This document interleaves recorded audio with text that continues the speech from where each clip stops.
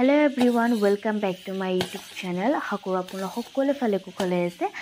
Aji আপোনালোকৰ ওচৰলৈ এবিধ সোৱাদ লগা চাটনি ৰেচিপি লৈ আনিছো আৰু আশা কৰো আপোনালোকে এই ভিডিওটো শেষলৈকে চাব বুলি।